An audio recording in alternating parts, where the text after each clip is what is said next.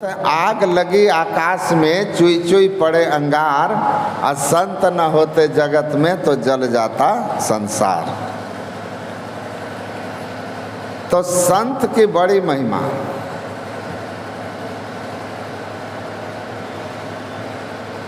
महापुरुष लोग इस धराधाम पर आते हैं और हम लोगों को उपदेश करते हैं, ज्ञान देते हैं,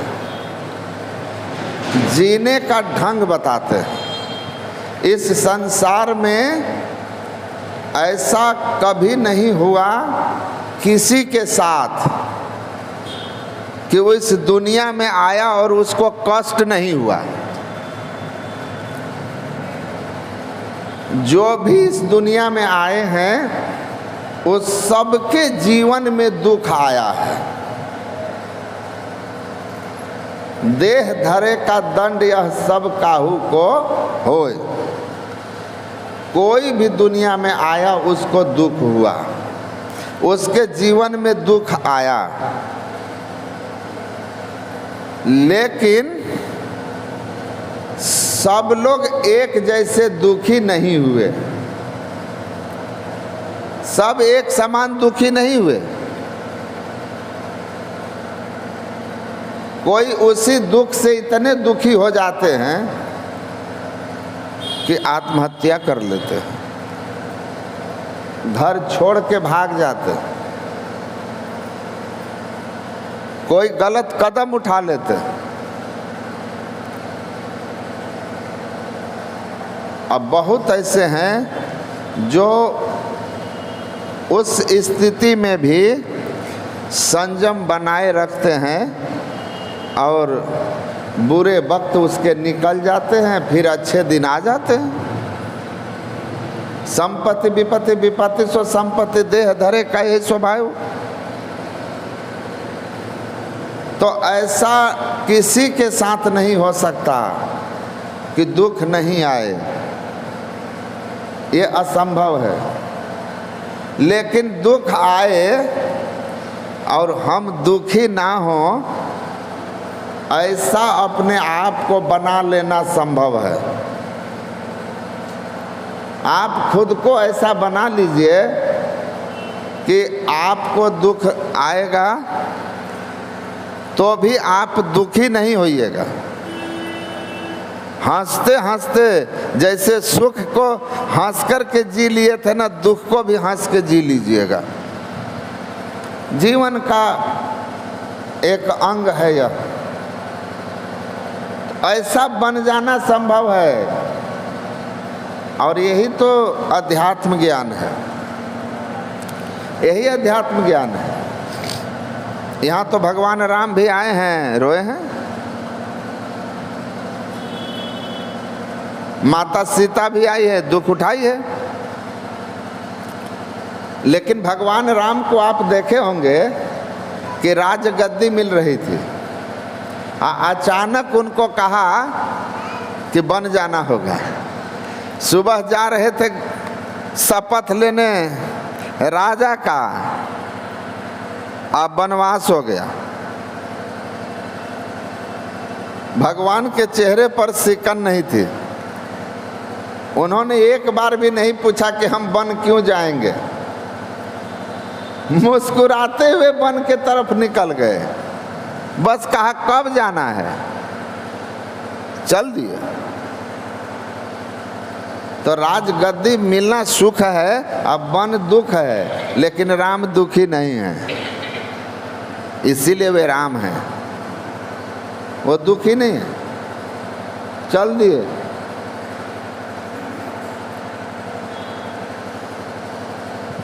तो हम अपने को ऐसा बना लें कि दुख आए और हम दुखी ना हों। तो दुख आता क्यों है, हम दुखी होते क्यों हैं, कौन ऐसी अवस्था है जहाँ जाकर दुख नहीं होता है?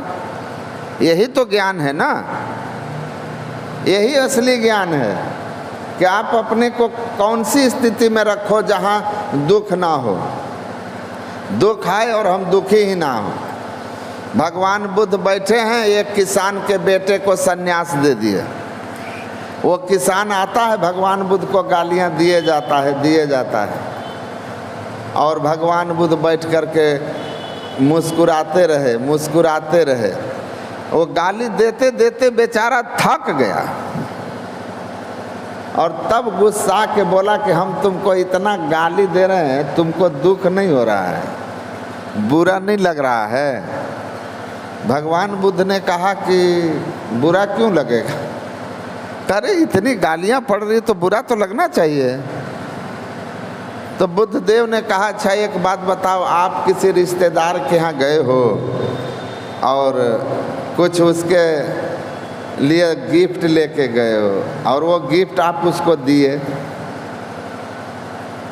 और आपके उस संबंधी ने गिफ्ट लेने से इनकार कर दिया जो आप ले गए थे, तो वो गिफ्ट किसका हुआ? वो उपहार किसका हुआ? तो कहा किसका होगा? मेरा था, मेरा हुआ। भगवान बुद्ध ने कहा, आप मेरे अतिथि हो, मेरे पास गालियों के गिफ्ट लेके आए हो, उपहार लेके आए हो, मैंने गालियों का उपहार कुछ भी स्वीकार नहीं किया, स्वीकार नहीं किया। तो दुख किस बात की? तो किसान पैर पे गिर गया, कमाल हो गया, गाली दे रहा हूं और ये मुस्कुरा रहे हैं और कह रहे हैं कि गालियों का गिफ्ट मैंने स्वीकार ही नहीं किया। तो ऐसा कब हो जाएंगे हम? ऐसी स्थिति कब आएगी कि हमको कोई मान दे या अपमान दे? जैसा अमृत तैसा विष खाटी, जैसा मान तैसा अपमाना, हर्ष शोक जाके नहीं, शत्रु मित्र समान, कह नानक सुन रे मना, मुक्तता ही तू जान। सुख दुख से मुक्त हो गया, मान अपमान से कोई मतलब ही नहीं है उसको।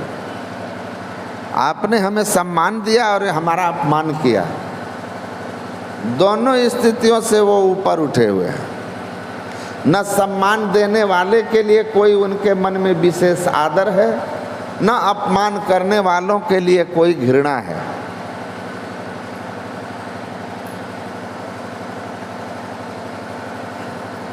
उमा जे राम चरण रत, विगत मोह विगत शोक मद काम।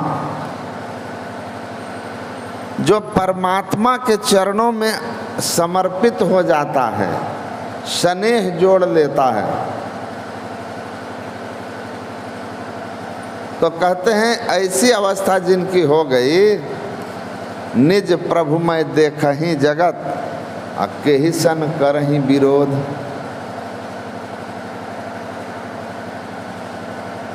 वो सबको परमात्मा में देखता है, किससे विरोध करेगा?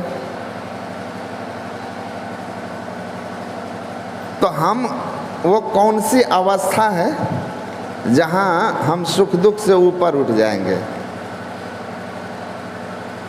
दुख तो आएगा पर हम दुखी नहीं होंगे। ये स्थिति क्यों कब होती है? तो संत लोग समझा के कहते हैं कि देखिए, अभी आप इस शरीर में हैं तो कौन सी अवस्था में हैं, कहाँ हैं? आँख बंद कीजिएगा तो आँखों के सामने अंधेरा आएगा और अपने से पूछिए कि तुम कहाँ हो, तो उत्तर मिलेगा कि अंधकार में हूँ, अंधकार में हूँ। और ये जो आपके अंदर घोर अंधकार है, इसी अंधकार में जो है वो दुख में है। आषाढ़ गाढ़ अंधार घट में तात दुख अपार है।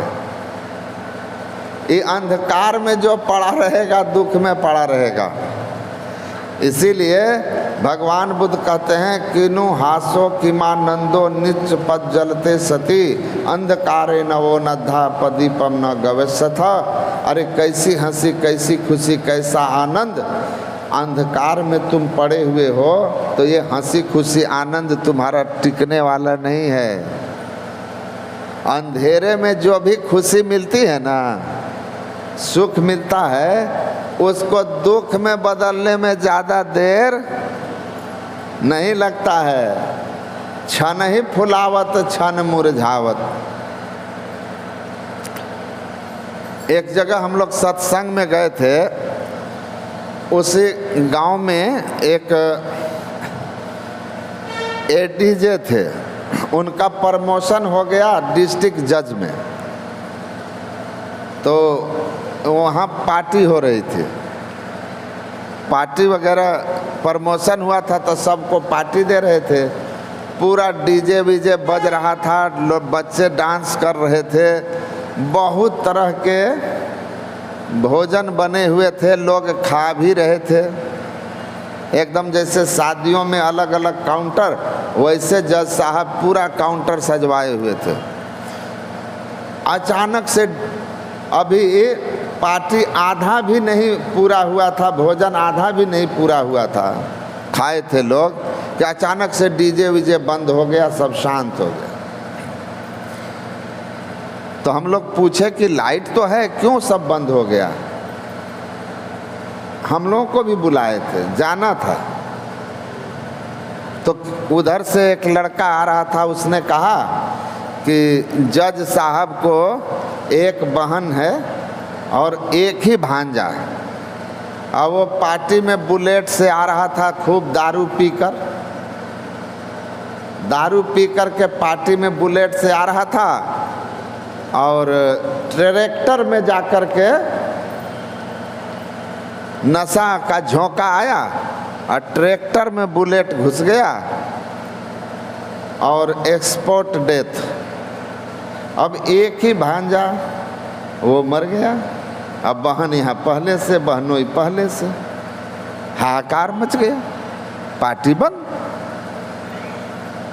हमको भी आश्चर्य लगा। फिर हमको गुरु महाराज की बात याद आई कि अंधकार का दुख कैसा है, सुख कैसा है, क्षण ही फुलावत क्षण मुरझावत। जगत बिटप की रीति और फरत फल हर्ष शोक दोई डार पात विपरीति। इस संसार रूपी वृक्ष में जो है ना, एक क्षण में हर्ष और एक क्षण में शोक का फल लग जाता है। इसीलिए कहते हैं संसार के सुख का भरोसा मत करो, और इसका दुख भी भरोसा मत करो कि दुख भी सब दिन रहेगा। जब सुख नहीं रहा तो दुख भी बदलेगा, लेकिन सुख भी स्थिर नहीं, दुख भी स्थिर नहीं। ये दुख और सुख पहिया के तरह घूमता है, पिसाते रहिए, इन दोनों से ऊपर उठिए। तो अंधकार में रहोगे तो सुख और दुख आएगा, सुख आएगा तो सुख हर्ष ही जड़, सुख आएगा तो एकदम हर्षित हो जाइएगा, और दुख भी लिखा ही, और दुख आया तो छाती पिटने लगिएगा। लेकिन दो सम धीर धर ही मन माही। लेकिन जो धीर पुरुष हैं, ज्ञानी पुरुष होते हैं, वो संसार के सुख में न इतराते हैं, न दुख में बिलखते छाती पीटते हैं। वो एकदम शांत सहज दोनों स्थितियों में रहते हैं, क्योंकि भीतर वो हरि रस के आनंद में डूबे रहते हैं। और जो हरि रस के आनंद में डूब गया है, उसके संसार के अनुकूलता प्रतिकूलता से कोई लेना देना नहीं है। विश्व शांति केंद्र कब गए थे? 2 साल हो गया होगा। विश्व शांति केंद्र में हमको बुलाया था प्रवचन करने के लिए। तो वहाँ गए ना, तो हम लोग बैठे हुए थे। तो उस समय बिहार के उप मुख्यमंत्री थे सुशील मोदी जी, तो वो भी आए थे। तो अखबार में निकला था कि उप मुख्यमंत्री के लिए बिहार सरकार ने बुलेट प्रूफ कार खरीदा। तो वो वहाँ बैठे हुए थे, हम लोग भी बैठे हुए थे। और उस समय सड़क निर्माण मंत्री थे, जो अभी विधानसभा अध्यक्ष हैं, नंदकिशोर यादव वो भी थे। तो चर्चा होने लगी कि बुलेट प्रूफ कार है, इतना में आया है। तो हमने पूछा इस बुलेट प्रूफ कार की क्या महिमा है, बुलेट प्रूफ कार का कुछ फीचर्स बताइए, विशेषता बताइए। तो कहा बुलेट प्रूफ कार मतलब हुआ कि इसमें अगर गोली मारिएगा ना तो इसका कार का बॉडी ऐसा मजबूत बनाया गया है कि उसके अंदर गोली प्रवेश नहीं करेगा। कार में बैठा हुआ आदमी दुश्मन की गोली से सुरक्षित है। तो हम बोले कि दुश्मन की गोली से सुरक्षित है ये तो ठीक है, लेकिन विरोधी के बोली से सुरक्षित हो जाए इसका कोई है व्यवस्था? विरोधी का बोली मतलब विरोधी जब कुछ आपके खिलाफ बोले तो आपके मन में हलचल और क्रोध उत्पन्न न हो, ऐसा है क्या संभव उस कार में बैठकर? कहा नहीं, विरोधी का बोली तो कहीं घुस जाएगा वो तो कहीं भी बीपी बढ़ा देगा। तो हम बोले कि देखिए वैज्ञानिक लोग बनाए हैं बुलेट प्रूफ कार जिसमें दुश्मन की गोली नहीं जाती, और संत जो है ना वो बताते हैं बुलेट मतलब कि विरोधी की बात न घुसे, अब भीतर हलचल ना हो, ऐसा opposition proof mind, opposition proof mind बना देते हैं कि कोई बोले और हमको उसका असर ही ना हो। चोर चमार चंडाल कहे को कहे हरि भक्त है भाई, कोई कहे ये तो नारी लुभानो, कोई कहे माया रति आई, निंद करे ता से निंदा कराई, स्तुति को न मनावन जाई, जो हम हैं हरि जानत हैं, अब रैन दिवस उनके गुण गाई। अब दूसरा हमारे लिए क्या बोल रहा है उसकी परवाह ही खत्म हो गई। वह बस इतना देखता है कि जो मैं कर रहा हूँ वह शास्त्र सद्गुरु इन दोनों के ज्ञान के अनुकूल है कि प्रतिकूल है। अगर शास्त्र और सद्गुरु के ज्ञान के अनुकूल मैं चल रहा हूँ, फिर जग भौंकत है तो भौंकन दे, भौंकता है जल भौंकने दो, हमको जो कहना है कह लो, लेकिन मेरे आचरण अगर शास्त्र और संत के कहे अनुकूल है तो फिर हमें किसी की परवाह नहीं है। तो जब तक आप बंद नेत्र वाला होकर के अंधकार में पड़े रहिएगा, अपने आँखों के आगे अंधेरा देखिएगा, तब तक आप बाहरी वातावरण से प्रभावित होइएगा। मान अपमान आपको परेशान करेंगे, निंदा बड़ाई आपको प्रभावित करेगा, अनुकूल प्रतिकूल परिस्थितियों का असर पड़ेगा, किसी के अच्छे और बुरे बर्ताव का आपके ऊपर प्रभाव पड़ेगा, सुख दुख होगा, और ये चलता रहेगा। क्योंकि आपने जब अपनी खुशी दूसरों के व्यवहार पर रखा है कि दूसरे के अच्छे व्यवहार से हम सुखी होंगे और दूसरे के बुरे व्यवहार से हम दुखी होंगे, इसका मतलब आपके सुख और दुख का जो रिमोट कंट्रोल है ना वो किसी और के हाथ में है, और वो जब चाहे आपका चैनल चेंज कर देगा। आप हंस रहे हैं और वो दुख का चैनल लगा देगा, बस अब रोने लगोगे, है ना? अब रोना शुरू हो गया, क्योंकि रिमोट तो उसके पास है। आपकी खुशी का रिमोट किनके ऊपर है? अगर खुशी का रिमोट पति पर है, पत्नी पर है, कि पत्नी का अच्छा व्यवहार से हम सुखी होंगे, उनके अच्छे व्यवहार से सुखी होंगे, तो कब किसका मूड कैसा है कौन जानता है ना? मूड किसका क्या है, कब बमक जाए और आपकी खुशी फुर्र हो जाएगी। तो अपने खुशी का रिमोट अपने हाथ में रखते हैं संत लोग, इसलिए किसी और से उनको कोई मतलब ही नहीं है, कोई मतलब ही नहीं, अपने में मस्त है। तो जब स्वयं से खुश हो जाइएगा आपकी खुशी आपके हाथ में, तो फिर दुखी कौन कर देगा। एक राजा के दरबार में एक फकीर पहुंचा, तो राजा जो है बुलाया, कहा कि कौन आदमी आके दरबार में घूम रहा है और हमको प्रणाम भी नहीं किया। अब देखिए बादशाह है, उसको प्रणाम नहीं किया तो उसको बुरा लग गया, अपमान लग गया उसको। तो तुरंत बुलाया, कहा पूछो कौन है ये आया दरबार में, प्रणाम तक नहीं किया। मंत्री गया, कहा है कौन है तुम, अब आया तो राजा को प्रणाम क्यों नहीं किया। कहा कि प्रणाम हम क्यों करेंगे। कहा अरे बादशाह हैं, राजा हैं।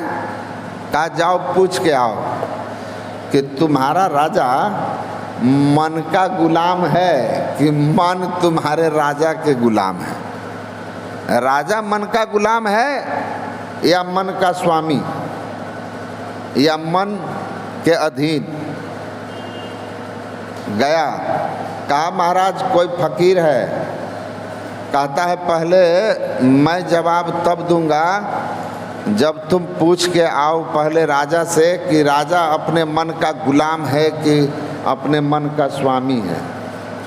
तो राजा कुछ सोच के बोला कि नहीं, हम तो मन के ही गुलाम हैं, अभी मन कहेगा कि चलो तो उठ के चल देंगे, हम तो मन के दास हैं भाई।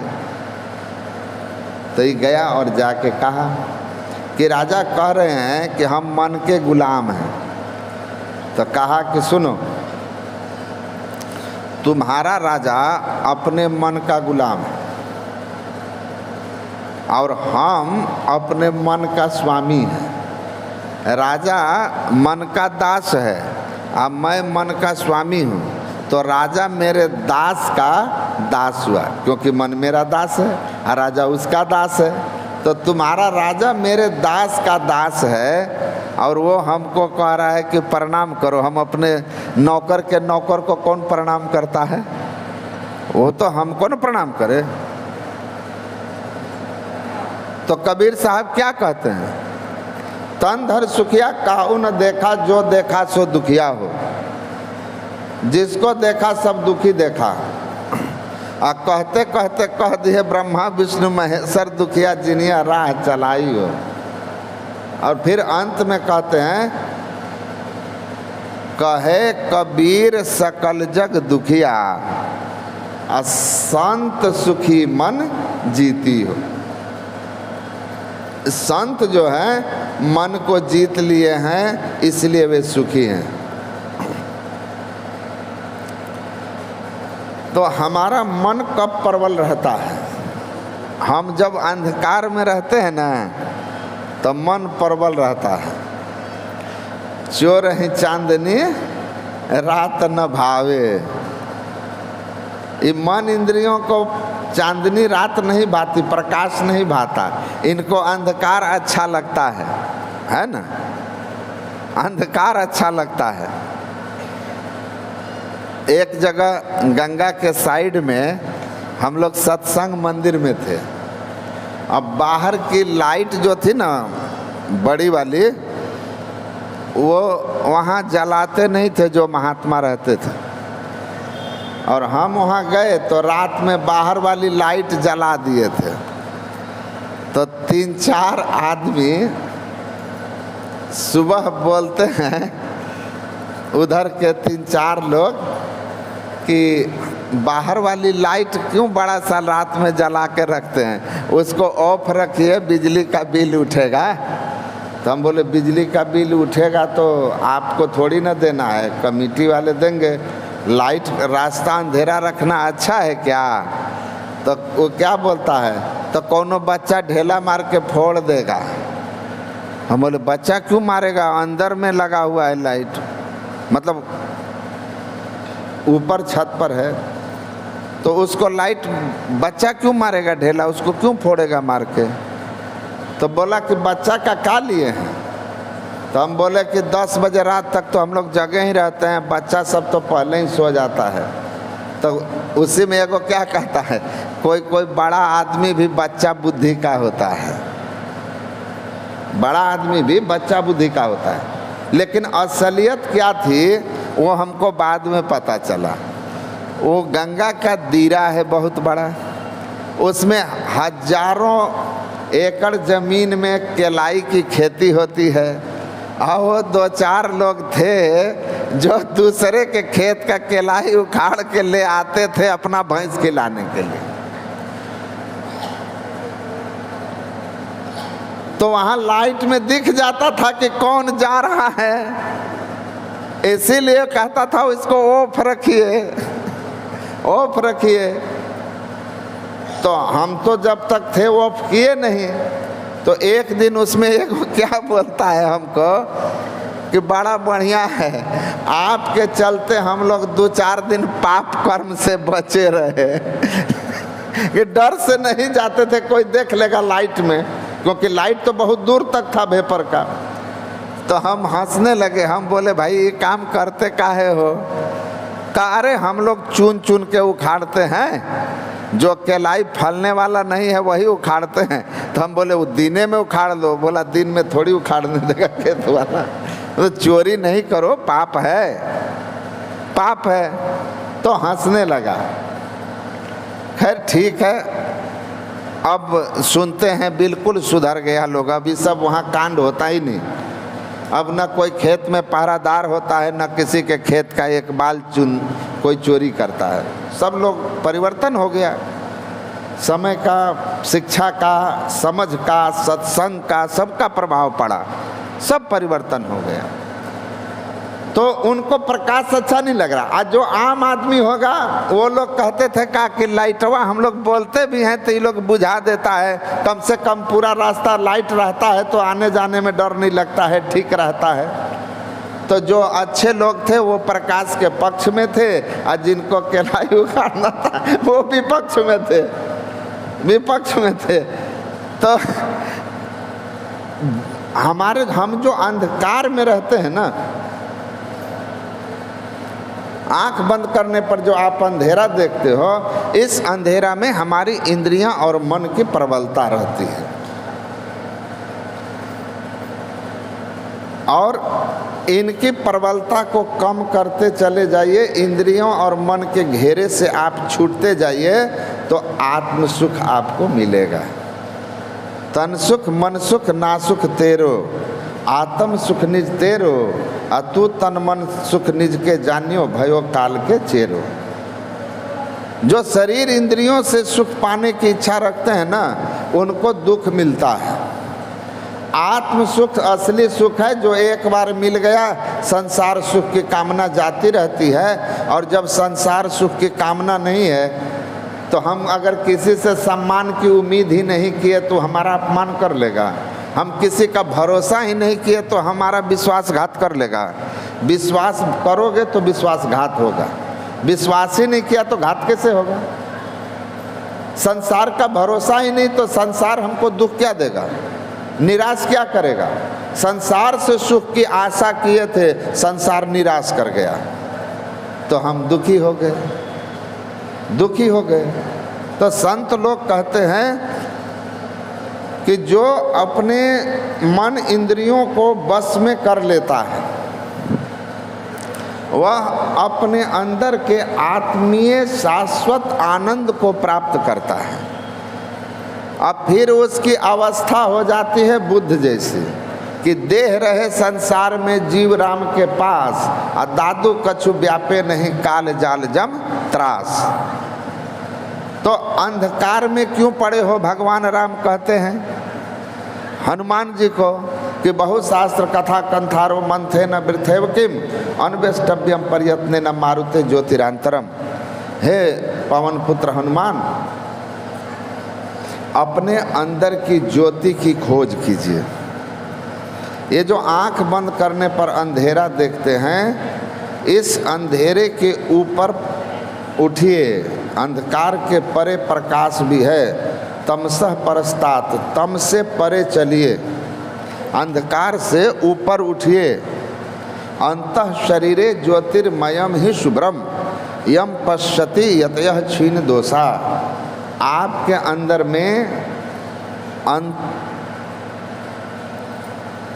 शुभ्र ज्योतिर्मय तेज शुभ ज्योतिमय प्रकाश है। उस प्रकाश को प्राप्त करने की चेष्टा कीजिए। ऐसा करने से आप कोई बड़ाई किया प्रसन्न हो गए, कोई निंदा किया क्रोध हुआ दुख हो गया, मन में लोभ हुआ तो दुख हुआ, ईर्ष्या उत्पन्न हुआ तो दुख हुआ। ये जो काम क्रोध लोभ मोह मद मात्सर्य ईर्ष्या द्वेष सब दुख ही कर देने के लिए है। सबसे हमको दुख होता है। हृदय में जितने विकार हैं सब हमको दुखी करते हैं, हमको परेशान करते हैं, हमको तड़पाते हैं, व्याकुल करते हैं। और जिस हृदय में विकार बिल्कुल नहीं होता उसमें बहुत शांति होती है, अति प्रसन्नता रहती है। इसीलिए इन विकारों को कैसे जीतें, इतनी ही बात समझ करके हम अगर जीवन में यत्न करें तो हम सुखी हो जाएंगे। मनोविकार से छूटना है, मन से छूट जाइए। तो मनोविकार कब छूटेंगे? तो कहा कि अंधकार में ये सब शक्तिशाली बन के रहते हैं, और जैसे प्रकाश में जाइएगा एक अवस्था मिल आएगी जहाँ इन सब का काम खत्म हो जाएगा, सब समाप्त। इसीलिए तुलसीदास जी महाराज कहते हैं कि जब ते राम प्रताप खगेसा उदित भयवती परवल दिनेसा पूरी प्रकाश रहु तिहु लोका बहुतन सुख बहुतन मन शोका जिन्हि शोक ते कहूँ बखानी प्रथम अविद्या निशान शानी काम क्रोध कैवरव सकुचाने मत्सर मान मोह मद चोरा इनकर हिनर न कौनि ओरा धर्म तड़ाग ज्ञान विज्ञाना ये पंकज बिकसे बहु नाना सुख संतोष विराग विवेका विगत शोक ये कोक अनेका। तुलसीदास जी महाराज कहते हैं सुनिए, राम प्रताप रूपी सूर्य जब किसी के हृदय में प्रकट होता है, यह प्रताप रवि जाके उर जब करई प्रकाश, उर मने हृदय, यह राम प्रताप रूपी सूर्य जब किसी के हृदय में प्रकट होता है तो फल क्या होता है? फल क्या होता है? कहते हैं सुनो, प्रथम अविद्या निशा नसानी, अविद्या अज्ञानता का नाश हो जाता है और तीनों लोक प्रकाशमय हो जाता है। अविद्या अज्ञानता का नाश मतलब अविद्या का नाश हो गया, अज्ञानता का नाश हो गया। आप सोए हुए रहते हैं, सपना देख रहे हैं कि आप कहीं गए हैं, कहीं गए, लाइट आ गया है, चेंजर चेंज कर लीजिए, चेंजर बताएंगे।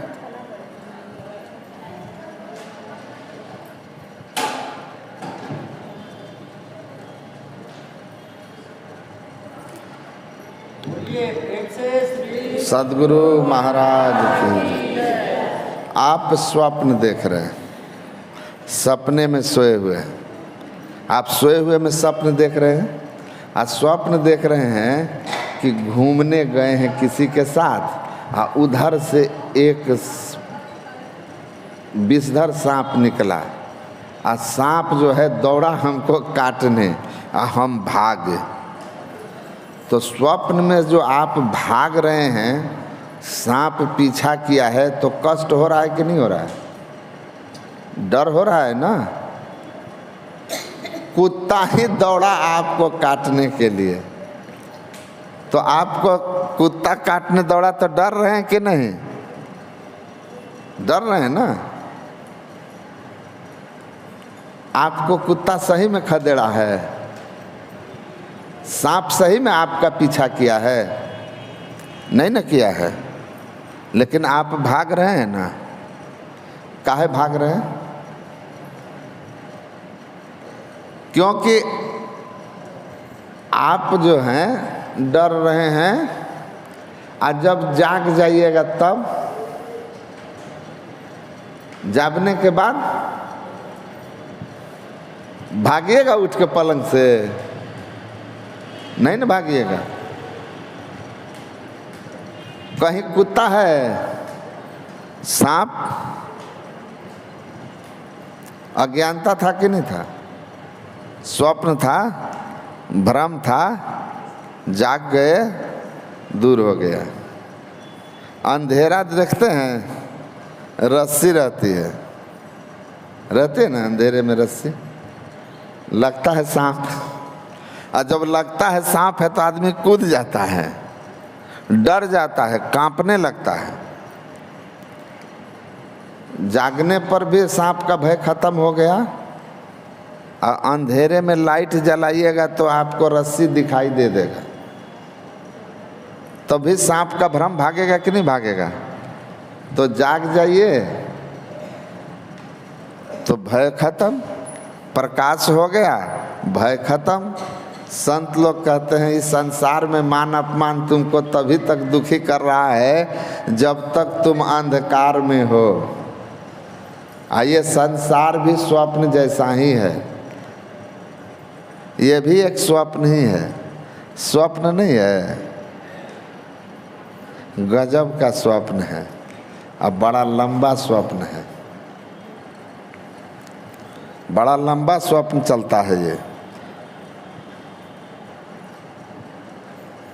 एक झटका जैसे आया ना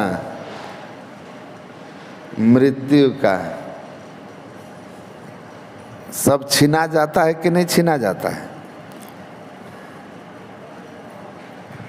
सबके अभी आप स्वामी, स्वप्न में आप बहुत कुछ के मालिक, जगे तो जो थे वही हैं, अभी आप बहुत कुछ के मालिक, मौत का एक झटका, सब छिना गया। रीते हाथ आए जैसे रीते हाथ जय हैं, सब खत्म। संत लोग कहते हैं इस यथार्थ को तुम अनुभव कर लो। अभी अनुभव हम लोगों को नहीं है, अभी सोचते हैं को मरना, वो मरा, हम अभी थोड़े न मरेंगे। कहते हैं इसको अनुभव करो तो प्रकाश करिएगा ना, यथार्थ ज्ञान हो गया कि रस्सी है, सांप नहीं है।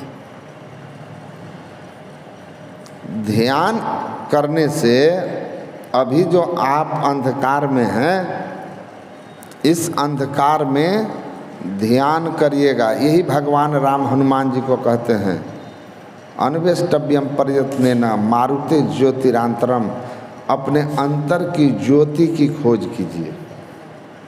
हे हनुमान जी, सब काम अपने समझ में आ जाएगा। तो हम आँख बंद करके ध्यान साधना करते हैं।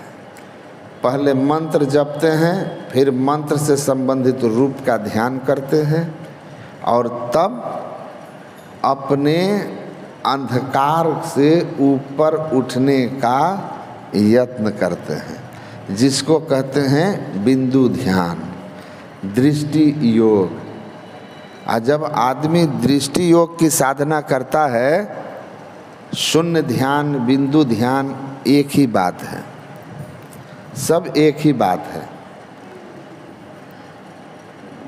शून्य ध्यान इसलिए कहते हैं कि आप अपने अंदर के शून्य में, शून्य माने आकाश, अंदर के अंधकार के आकाश में देखते हैं, इसीलिए इसको शून्य ध्यान भी कहते हैं। दृष्टि योग इसलिए कहते हैं कि दोनों आँखों से निकलने वाली दृष्टि धार को जोड़ने का यत्न करते हैं। बिंदु ध्यान इसलिए कहते हैं कि दोनों दृष्टि की धारें जब आपस में मिल जाती है तो वहाँ पर ज्योतिर्मय बिंदु प्रकट होता है, ज्योतिर्मय बिंदु प्रकट होता है।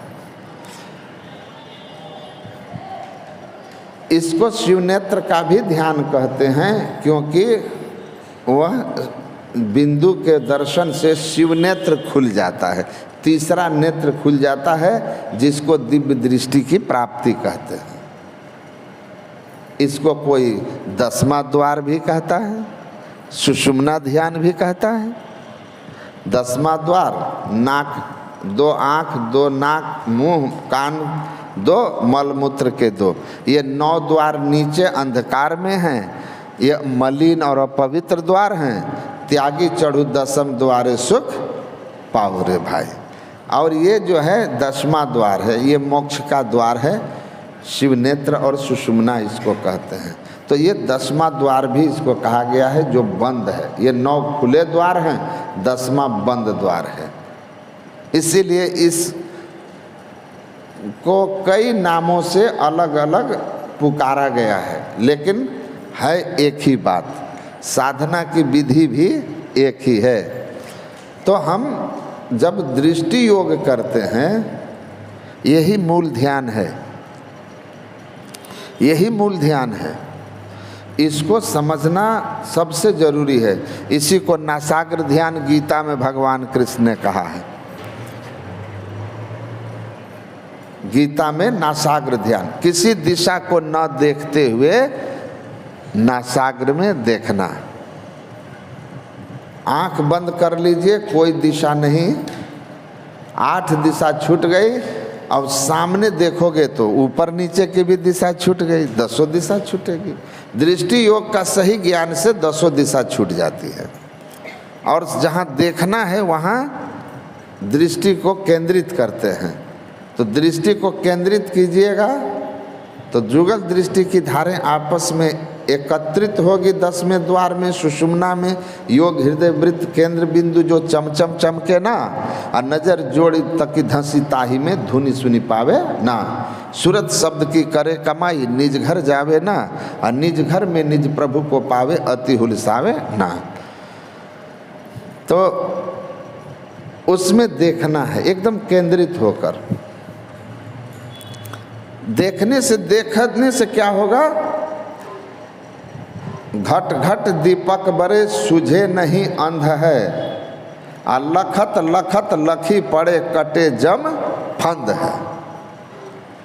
सबके अंदर में प्रकाश हो रहा है, लेकिन अंधे को दिखाई नहीं देता। किसको दिखेगा? आँख वाले को।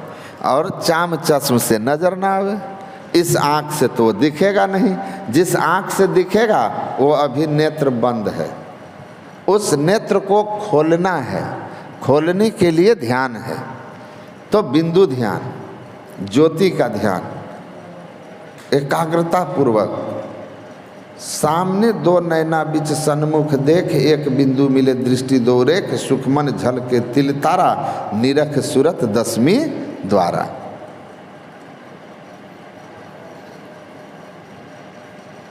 सदगुरु को धरि ध्यान सहज श्रुति शुद्ध करी, सन्मुख सरस्वती नहाए, सन्मुख बिंदु निहारी सरस्वती नहाए चली। पहले खूब अच्छी तरह से मंत्र जप और गुरु महाराज का ध्यान करके, और तब बिंदु ध्यान करना है। बिंदु ध्यान करेंगे, दोनों दृष्टि को सामने केंद्रित करेंगे, एकदम सिमटी हुई निगाह से देखना है। इसकी युक्ति दीक्षा में बताई जाती है। किस तरह 2 नैना बीच सन्मुख देख, एक बिंदु मिले दृष्टि 2 रेख। मन में कोई ख्याल है हटाइए, दृष्टि को टिकाते रहिए। दृष्टि हटती रहेगी, बार बार पग धर्म जतन से बार बार गिर जाए, ऊंची नीची राह रपटीली पाँव नहीं ठहराए। लेकिन करत करत अभ्यास से जड़मती होत सुजान, रसरी आवत जाते शिल्पे परत निशान। तो बार बार अभ्यास करने से दृष्टि केंद्रित होती है। तो अंतः प्रकाश हो जाता है। जैसे अंधकार से प्रकाश में जाइएगा, यह संसार स्वप्नवत हो जाएगा और संसार का यथार्थ बोध हो गया। रस्सी है, सांप नहीं। संसार का असलियत पता चल जाएगा कि यहाँ जो है ना, अपने सुख के, गुरु महाराज कहते हैं ना, यह धन धाम कुटुंब कबीला स्वार्थ के सब चेरे, अपने अपने सुख के साथी हेर न को सुख तेरे। भजो भजो गुरु नाम हो प्यारे, भजो भजो गुरु नामा हो। तन धन दारा सपन है सारा, अंत ना आवे कामा हो। लेकिन घट में तेरे घोर अंधेरा, सोई भरम का जामा। ये जो घट में घोर अंधकार है ना, इसी अंधकार के कारण आपका भ्रम ही दूर नहीं होता, भ्रम दूर ही नहीं होता कि ये हमें काम नहीं आएंगे। सामने मनिहारी है, वहाँ गुरु महाराज का पुराना आश्रम है, जहाँ गुरु महाराज को दिव्य दृष्टि की प्राप्ति हुई थी। वहाँ ध्यानाभ्यास चल रहा था 1971 या 70 ईस्वी में। पूज्यपाद आचार्य श्री के प्रवचन में ये बार बार आता है और हम लोग बहुत बार वहाँ के स्थानीय लोगों से भी सुने हुए थे। बगल में एक गांव है। मैं जब पुस्तक लिख रहा था तो उस गांव का नाम लिखा था, तो आचार्य श्री ने कहा कि इस गांव का नाम काट दीजिए, क्योंकि इससे इस गांव की एक व्यक्ति के मतलब अच्छा नहीं है कि उस गांव के किसी व्यक्ति ने ऐसा किया तो वर्णन कर देना। बस इतना लिख दिया, मनिहारी के बगल का एक गांव। मैं जानता हूं कौन सा गांव है। तो उस गांव में एक आदमी बहुत पैसे वाले थे, मेहनत बहुत की, मेहनत करके धन अर्जित किया, लेकिन कुछ बुरे प्रारब्ध के कारण उनको कुष्ठ की बीमारी हो गई। तो पहले कुष्ठ की बीमारी बड़ा खतरनाक माना जाता था, लोग छुआछूत मानते थे, दूर रहते थे। पूरे शरीर में कुष्ठ हो गया, ठीक नहीं था हो रहा था, क्योंकि उस समय दवाई भी नहीं थी। तो उनके घर वाले एक दिन क्या किए, रात में पत्नी बेटा सब मिल के उसको बैलगाड़ी पर बैठाकर ले जाकर नदी में जिंदे फेंक दिया लोग। अब गंगा और कोसी की धारा वहाँ से निकलती है, शैवाल वगैरह था, घाट से दूर उसको फेंक दिया लोग कि मर जाएगा, ख़त्म हो जाएगा, कौन इसका सेवा करे। गांव वाले को कह दिया, मर गए, फेंक दिया।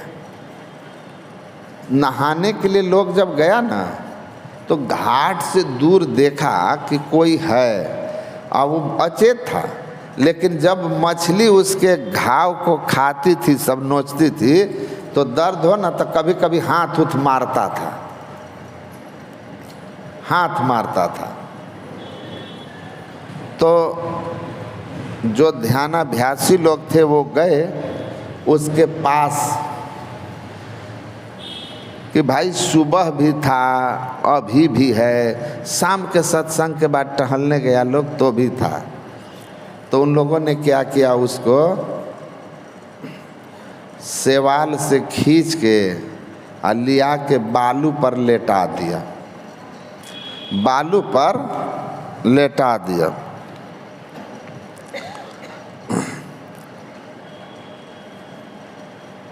वो जो है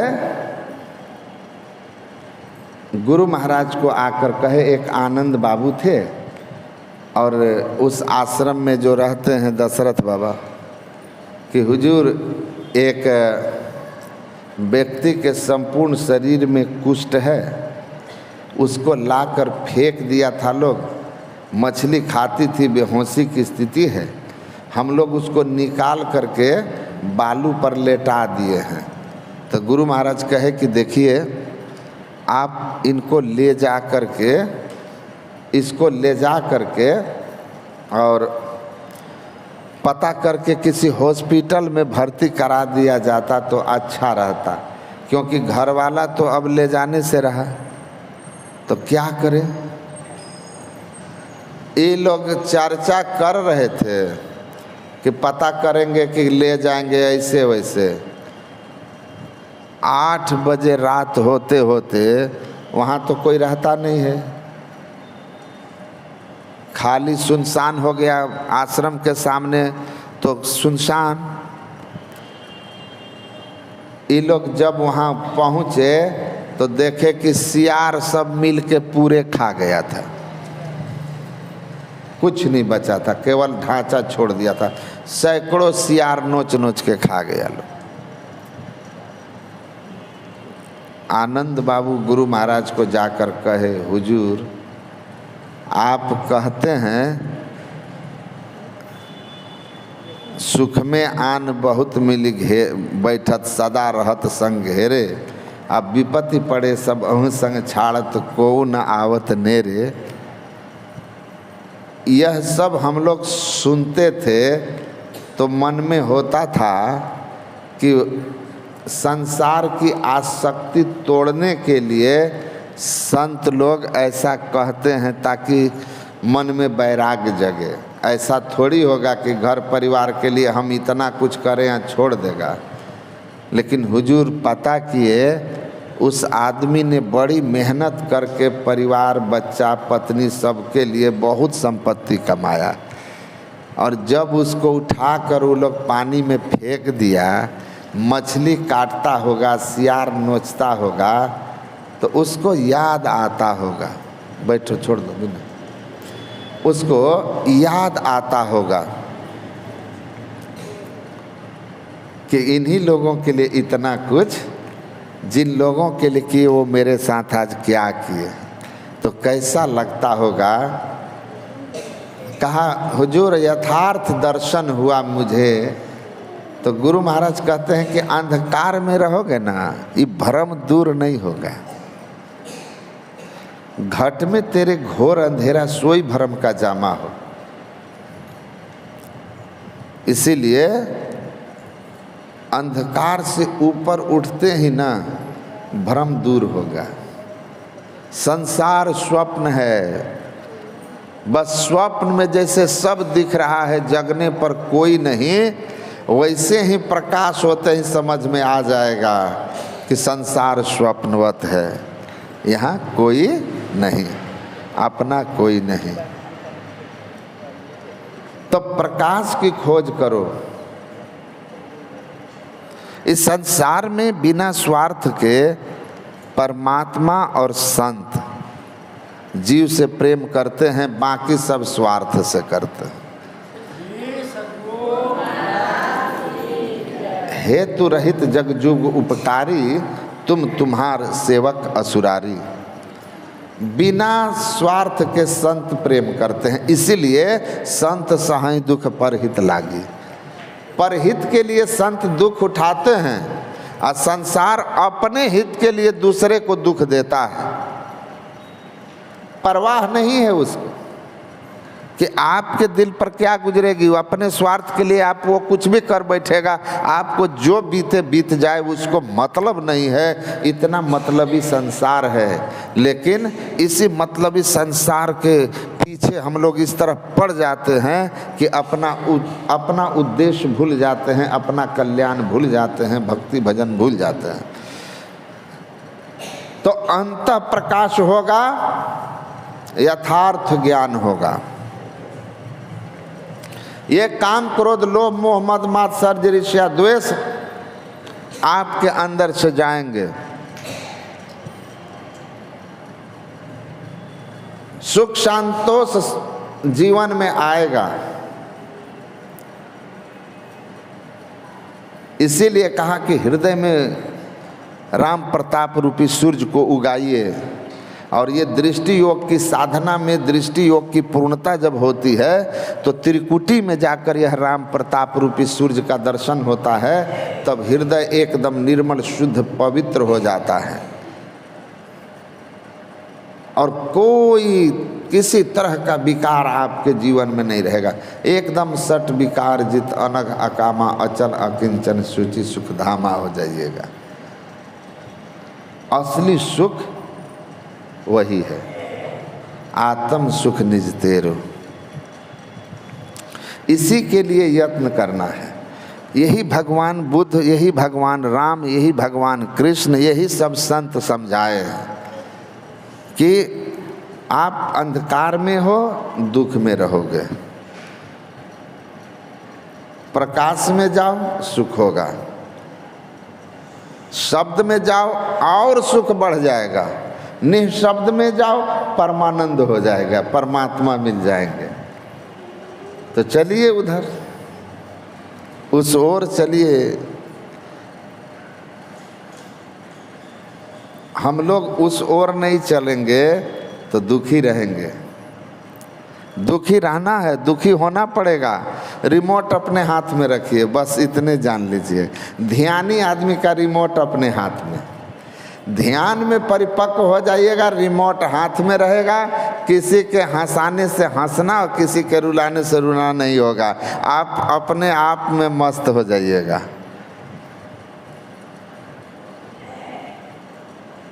अपने में मस्त। गुरु अर्जुन देव को पकड़ करके गरम तवा पर बैठा दिया औरंगजेब। गरम तवा तप्त लाल और एकदम शांत बैठे अर्जुन देव।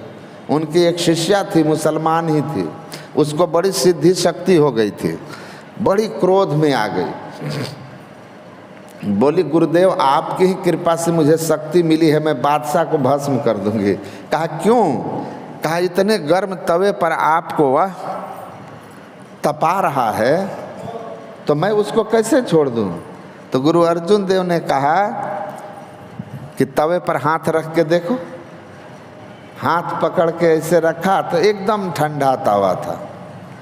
कहा गुरुदेव तवा तो आग से एकदम लाल हो गया है पर छूने से एकदम ठंडा। गुरु अर्जुन देव ने कहा जब मैंने अपने अंदर के विकार की अग्नि को समाप्त कर दिया तो बाहर की कोई भी अग्नि अब हमें तपित नहीं कर सकती है। कोई अग्नि तपित नहीं कर सकती।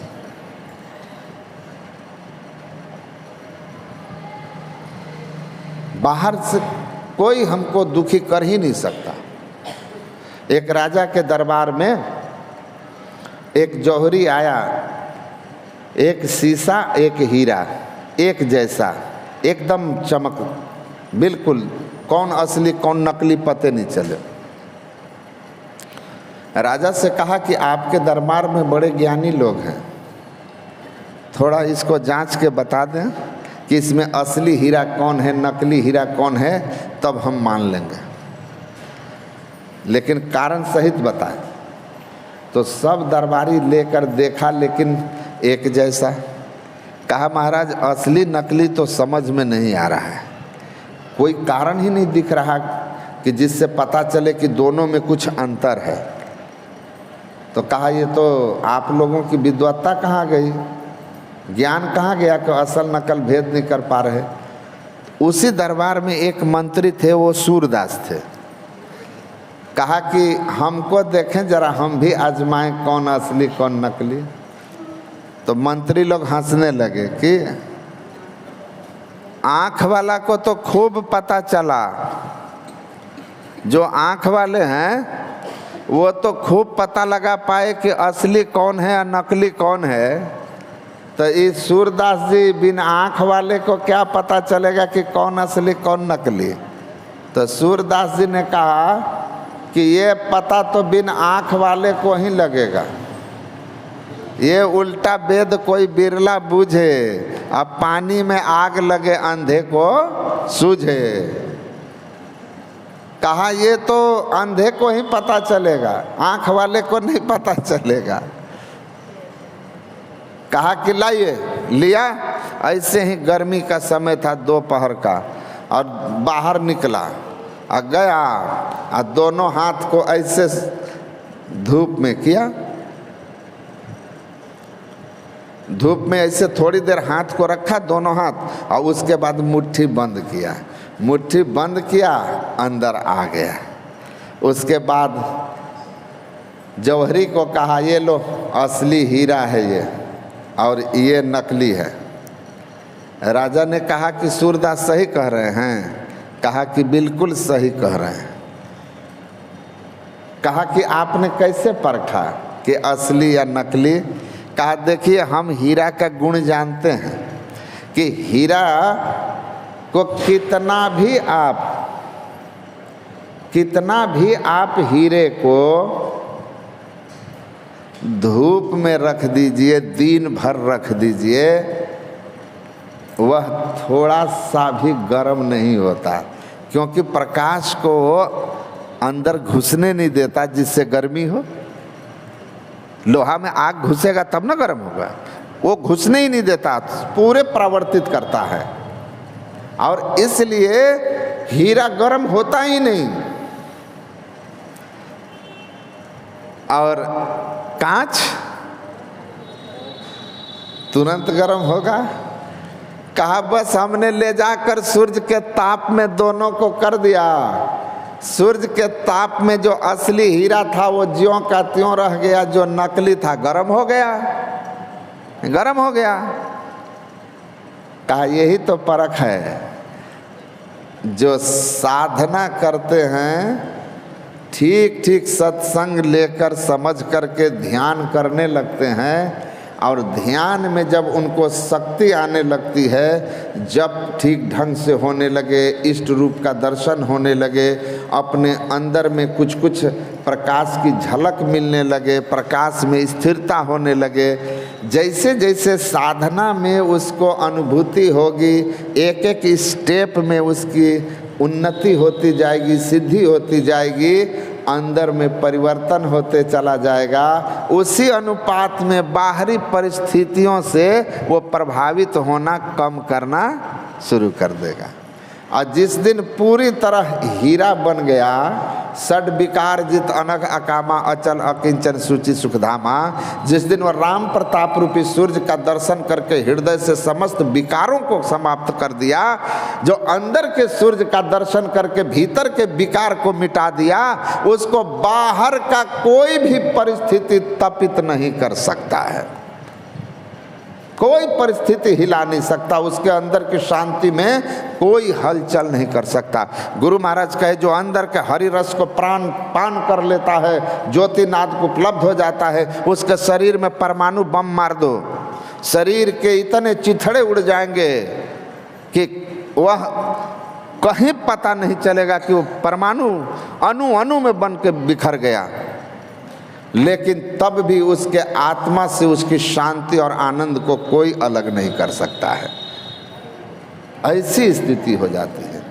तो जैसे जैसे साधना में आप उन्नति करेंगे, बाहरी परिस्थितियाँ, बाहर के सुख दुख, बाहर के मान अपमान, निंदा, बड़ाई, इन सब चीज़ों का प्रभाव आप पर कम होने लगेगा, आप कम दुखी होने लगिएगा।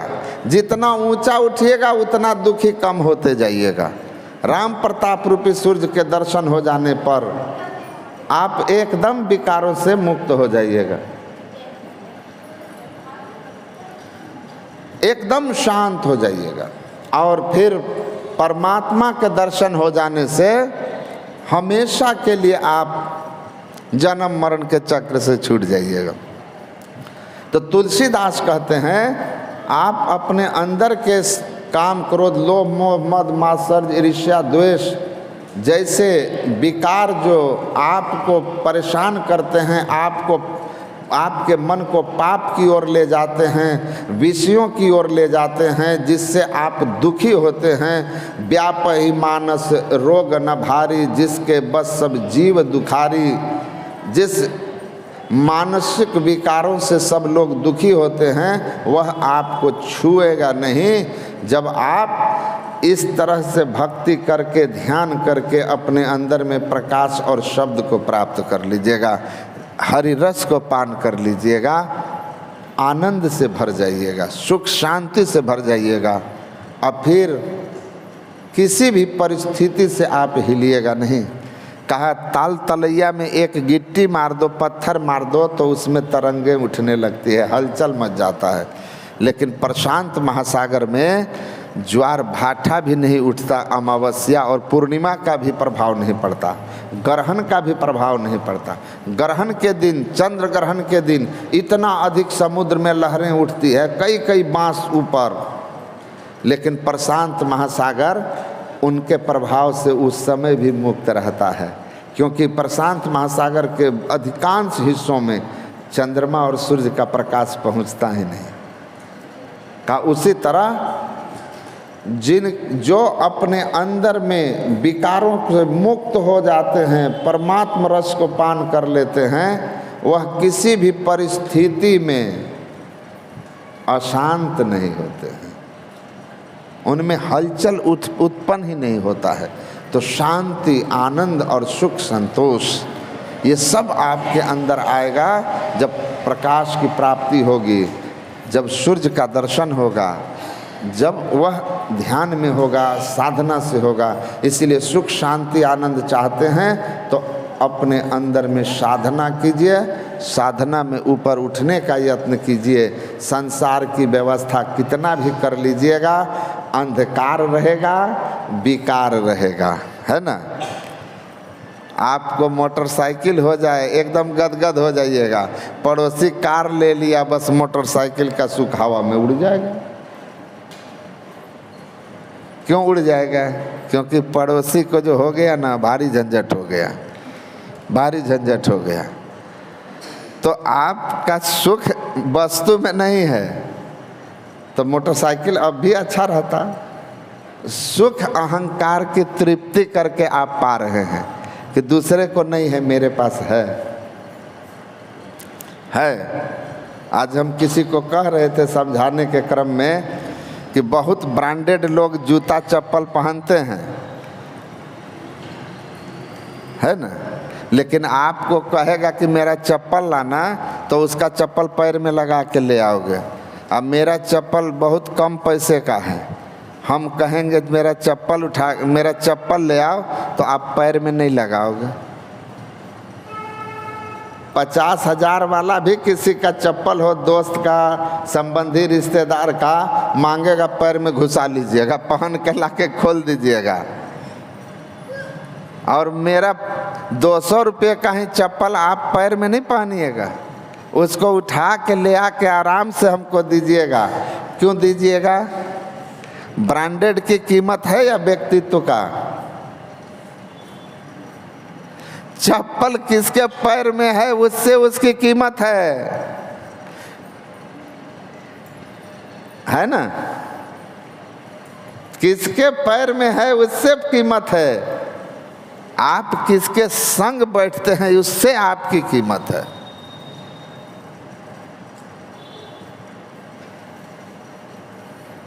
आपका कीमत जो है ना, महंगे कपड़े से आपकी कीमत नहीं है, महंगे मकान से आपकी कीमत नहीं है। ये सब छूट जाने वाले हैं। झोंपड़ी में बैठ करके अगर किसी ने सत्य का रास्ता पकड़ा है, भक्ति की है, साधना की है, उस झोपड़ी में लोग प्रणाम करेंगे, है ना। अभी कुछ दिन पहले बम्बई हम लोग गए थे, भाभा, क्या नाम है, हाँ, भाभा एटॉमिक रिसर्च सेंटर, वहाँ गए थे उसी में प्रवचन करने के लिए।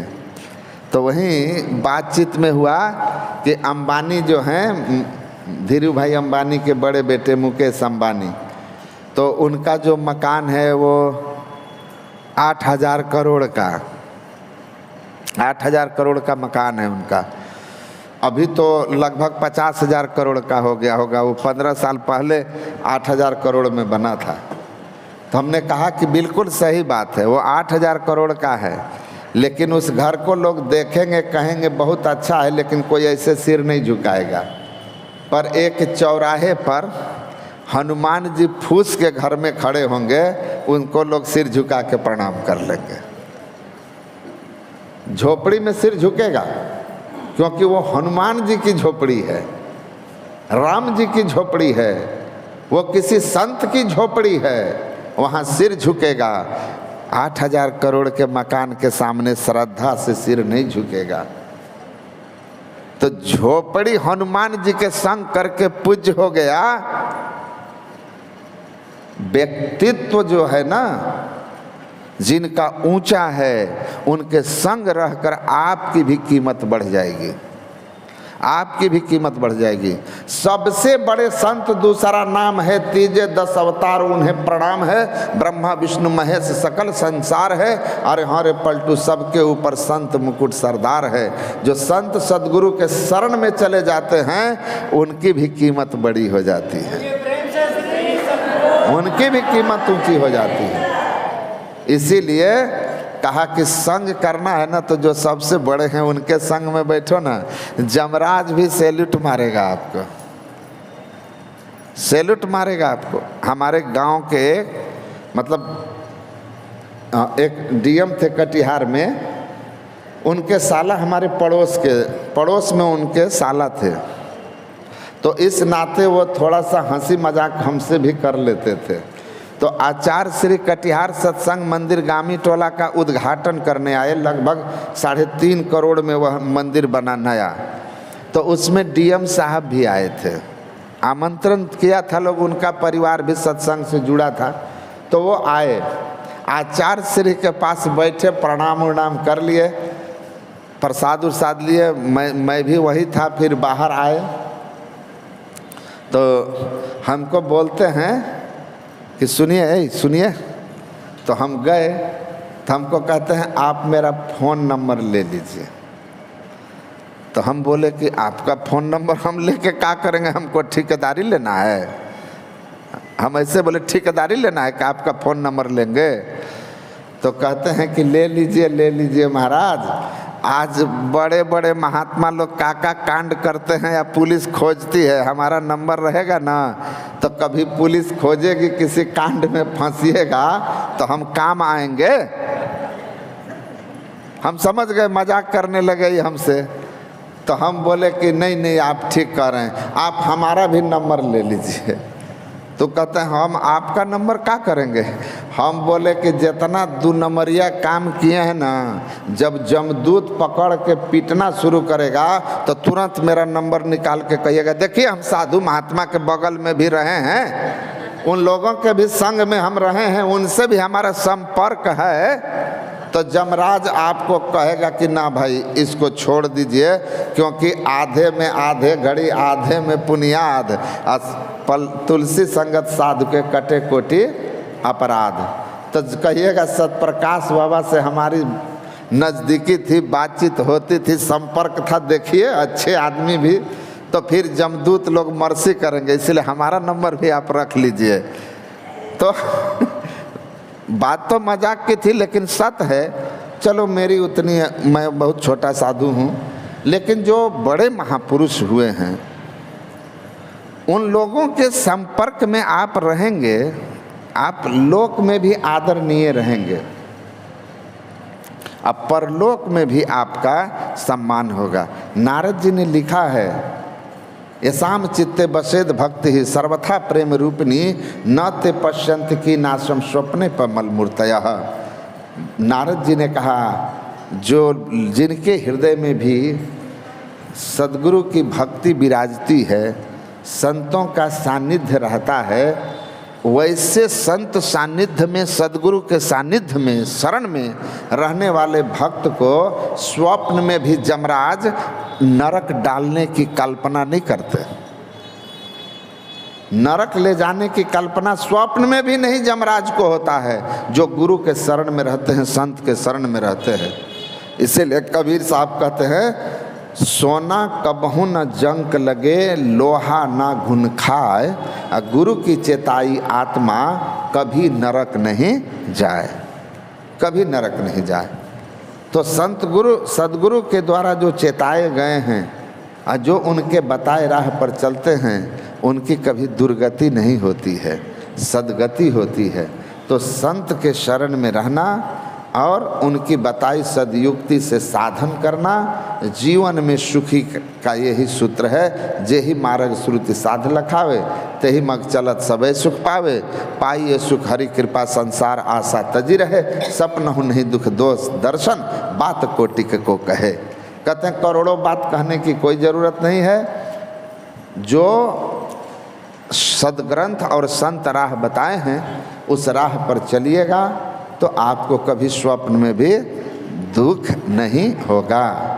दुख नहीं होगा। स्वप्न में भी दुख नहीं होगा। तो स्वप्न में भी दुख से बचना है तो ध्यान और सत्संग, यही सद्गुरु की शरणागति, उनकी सेवा, यही मूल मार्ग है। इस राह पर चलिएगा परम कल्याण होगा। हमारे मित्र लोग हैं, कोई जापान में हैं, कोई सिंगापुर में एक हैं। मैं गया था उनसे मिला सिंगापुर में। एक जापान में हैं, एक इधर कनाडा में शिफ्ट हो गए हैं। और हमारे साथ हम लोग सब पढ़े, एक ही साथ सब ने डिग्री ली, प्रोफेशनल डिग्री दिल्ली में। हमको कभी कभी अब सब जुड़ गए हैं। एक से जुड़े तो कई से जुड़ गए, एक से संजोग बस जुड़ गए। अनायास एक मिल गया और उससे परिचय हो गया और फिर उसने सबको जोड़ दिया। तो एक हमको कभी कभी मित्र लोग फ़ोन करते हैं तो पूछेंगे हमसे क्या हाल चाल है। तो हम बोलते हैं भाई हमारा हाल चाल तो खराब होने का सवाल ही नहीं है। हाल चाल खराब होने वाले रास्ते को हमने छोड़ दिया। तुम लोग अपना सुनाओ, क्योंकि उस राह में कब हाल चाल खराब हो जाए कोई नहीं जानता।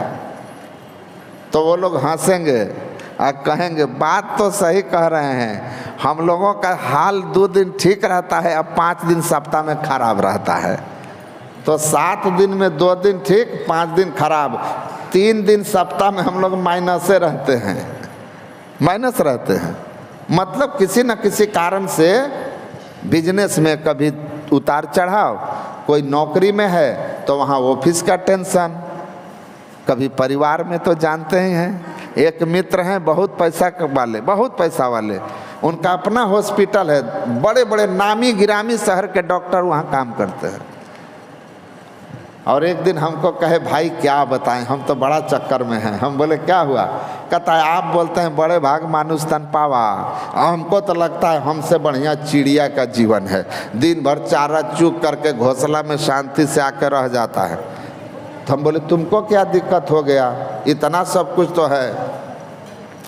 बोला मेरी पत्नी और मेरी माँ में बनता ही नहीं है, और हर 2-3 दिन में उनमें विवाद होता है, मुंह फुलाए एक दूसरे से बैठे रहते हैं। अब मैं एक तो आता हूँ दिन भर, अपना 3-4 जगह उनका अपना शॉप है, काम है, भाग दौड़ है, तो आता हूँ थक कर के।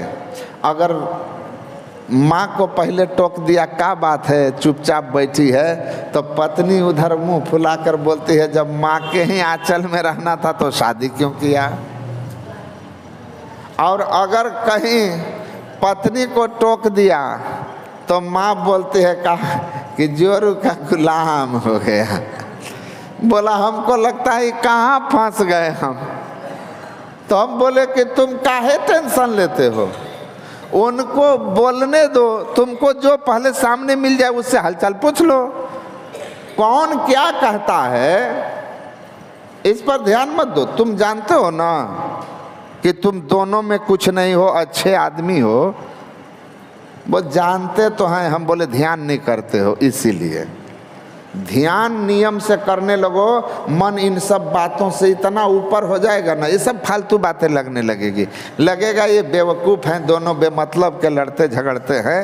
लड़ने झगड़ने देंगे वो, तुम मस्त आराम मस्ती में रहोगे, आराम से ऐसे ही आओगे, हालचाल पूछते रहोगे, दोनों माँ के पुत्र भी बन के रहोगे अच्छे, और पत्नी का अच्छे पति भी बन के रहोगे। उनको आपस में अच्छा सास बहू बनना है, बने ना बनना है न बने, वो अपना कर्म भोगेंगे। तुम अच्छे पुत्र अच्छे पति बन के रहो, तुमको उसका सुख मिलेगा। तो ये फालतू दिमाग में बातें नहीं आएगी जब रोज ध्यान करने लगोगे, सत्संग करने लगोगे तब। और नहीं तो ध्यान सत्संग करना नहीं है तो उधर ऑफिस के काम में, बिजनेस में अपना बीपी बढ़ाए रखो और घर में आके पारिवारिक तनाव में बीपी बढ़ाओ। और ध्यान करोगे इन सब फालतू बातों से मन की एक दशा ही ऐसी हो जाएगी जहाँ सांसारिक बातों का प्रभाव ही नहीं होगा। एकदम प्रभाव से मुक्त हो जाइएगा। तो खूब ध्यान कीजिए, खूब सत्संग कीजिए, सुखी रहिएगा। और ये मंदिर अब इतना बढ़िया बन गया है, यहाँ आकर बैठ के कीजिए। घर के वातावरण में कुछ दिक्कत होती है, मंदिर ध्यान का जगह होता है, यहाँ का वातावरण में शुद्धि पवित्रता रहती है। तो आइए ध्यान कीजिए, सत्संग कीजिए। और गुरु महाराज की यह कृपा है कि इतना सुंदर साहेबगंज में फिर से रौनक आ गया है इस मंदिर में। तो बनाने वाले को फिर से गुरु महाराज से प्रार्थना है कि उनका हर तरह से भौतिक आध्यात्मिक उनकी उन्नति हो, सुखी रहें वो, गुरु महाराज की कृपा बरसे। और आप सभी लोग आध्यात्मिक जीवन में आइए, भौतिक जीवन भी संवरे। बोलिए श्री सद्गुरु।